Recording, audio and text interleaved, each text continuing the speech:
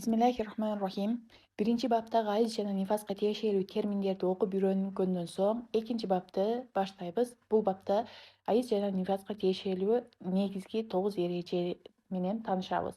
Эске сала кетсек, биз доктор Салах Абуль Хачтын Кавайда хайз ва нифас китебине окуп жатканбыз. Анда айыздын негизги эрежелери бар болуп, дээрлик жалпы айыз маселелерин камтыйт. Алардын жооптору ал эрежелер менен билинет. Негизги эрежелерди түшүндүрүү үчүн кошумча жардамчы эрежелер болуп, алар негизги эрежелерди ачыктап берет. Ошол себептен бул эрежелерди эки бөлүккө бөлдүм. Окуган адам жакшылап түшүнүп, негизги өкүмдөрүн чечүүсү үчүн. Бул жактан билинет, башка эрежелер жогоруда келген эрежелерди толуктап түшүндүрүп, баяндап берүүчү болот. Биринчи бөлүм — айыз нифасынын негизги эрежелери. Бул бөлүм биздин изилдеп жаткан маселелерибиздин негизи. Буга чейин келген эрежелер болсо терминдерди жана айыз нифаска тиешелүү сөздөрдү баяндап, түшүндүрүп кетүү үчүн болду. Булардан кийин келгени ушуларды чечмелеп берет. Ким ушул айтыла турган 9 эрежени түшүнө алса, анда ал айыз темасын өздөштүрө алды. Ага тиешелүү суроолорго жооп бере алат. Ошол үчүн бул бөлүмдү окуучу адам толук кандуу акысын берип, оюн толуктап, жакшылап окуусу керек деп айтат доктор Салах Абуль Хач өзүнүн китебинде. Аны эмесе 14 эрежеге жеткенбиз. 14 эрежеде айтылып жатат: айыздын эң азы 3 күн жана 3 түн деп. Урматтуу эже-сиңдилер, айыздын эң аз убактысы 72 саат болот. Мисалы, бир аял жекшемби күнүнүн 7-күнү багымдатында саат 5-те 1 эле саат кан көрдү. Саат 5-те 1 саат кан көрүптүр. Шаршемби күнү 3-күнү багымдатытынын сааты 4:30 чейин эч нерсе келген жок.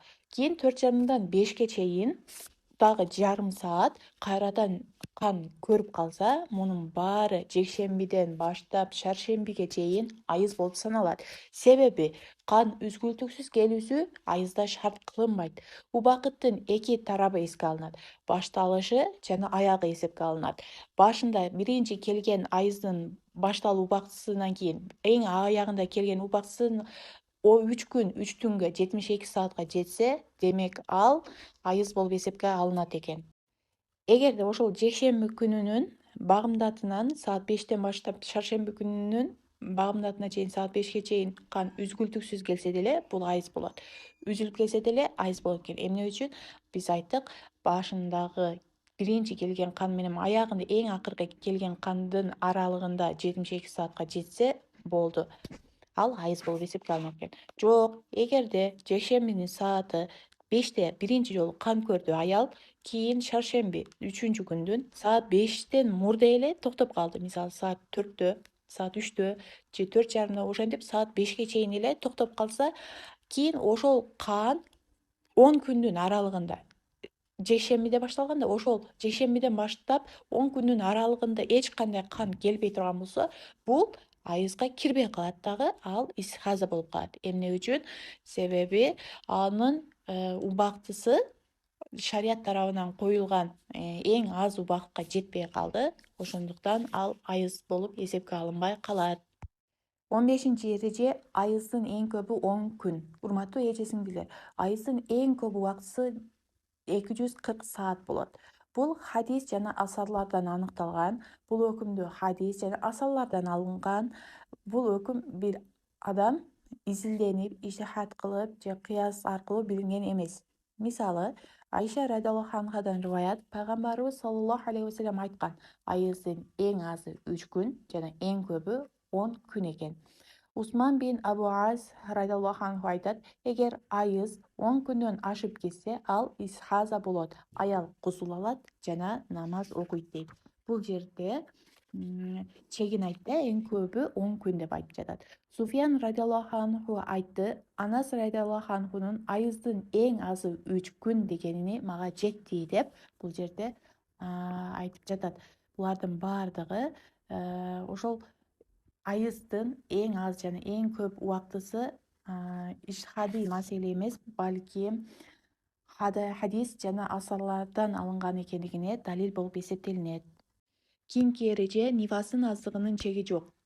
Урматтуу эже-сиңдилер, эгер аял төрөпкөндөн кийин кан токтосо, кусул алып намазын, ибадаттарыны баштай берет. Төрөттөн кийинки канда, нифаста башка бир белгилер талап кылынбайт айызга окшоп. айыздагыдай айыз болуп эсепке алынуусу үчүн ал 3 күн 3 түн 72 саат келүүсү керек кеминде деген шарттар нифаста талап кылынбайт. Качан кан токтосо ошондо ал таза болуп кала берет. Али ибн Абу Талиб радиаллаху анхудан риваят, пайгамбарыбыз саллаллаху алейхи вассалам айткан: нифас көргөн аял качан тазалык көрсө намаз ага адал болот. Бул жерде пайгамбарыбыз саллаллаху алейхи вассалам жалпылай айтып жатат да, качан эле тазалык көрсө болду, ал таза болуп калат. Кеминде мындай болуш керек, мындай болуш керек деген чечмелөөлөрдү айткан эмес. Демек, ал качан тазалык көрсө, ошондо таза болот экен. Мисалы, бир аял төрөдү, кан төрөттөн кийин 2 сааттан кийин эле токтоп калды. Аялдын нифасы ошол 2 саат гана болду. Ал таза болду, гусул алып, намаздарыны, ибадатын баштай берет. Эл узундагы эгер аял төрөттөн кийин кан токтосо дагы 40 күн ичинде намаз окуса болбойт деген кеп, бул туура эмес, жалган.